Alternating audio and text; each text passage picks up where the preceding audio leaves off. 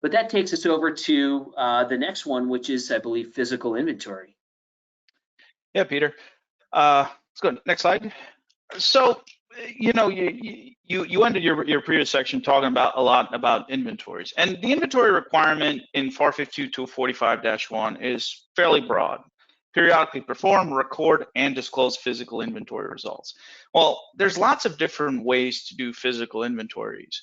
The traditional way is, we shut down doors for a day or two or a week, whatever it takes. We do 100% count. We go out and we touch stuff.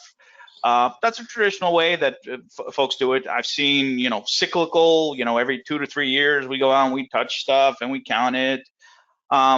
With some of the modern technologies, it's becoming easier and easier to do things by exception. Peter used the example of the MRO shop, right? Well, when a piece of equipment came in for maintenance or overhaul, somebody touched it, somebody saw it, it was there. If it had a barcode or RFID, somebody may have scanned it, said, hey, we've performed a maintenance action. Well, we've killed a couple of birds with one stone. We know exactly where this asset's been. We know what's been done to it, and it's also been inventoried. The one thing that we have to be careful with inventory by exception is, there's not every asset's going to lend itself to that.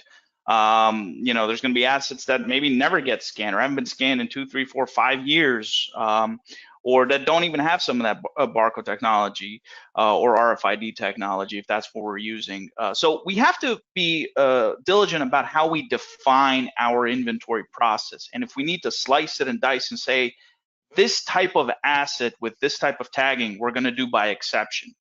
Right, the ones that don't get scanned or or don't get touched in every year or two, we're going to go out and we're going to physically count them.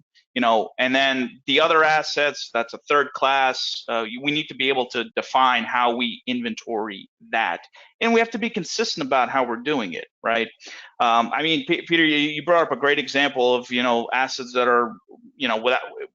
We can't put eyes on them, but we can find them, and that certainly cuts down a lot on potential inventory discrepancies, may come back on some loss reporting. But we need to acknowledge that we have those tools at hand.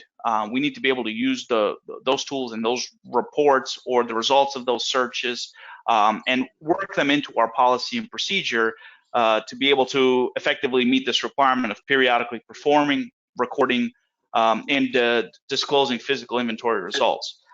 Another thing I want to add that we haven't talked much about is for when it comes to self-assessments, right? One aspect of self-assessments may be looking at how do we, how has our inventory process been working? We may also want to look at, are all of our RFID tags still attached? Are all our barcodes still readable? It's sort of a way to check the technology, but I think we probably can't get away from never ever touching assets physically.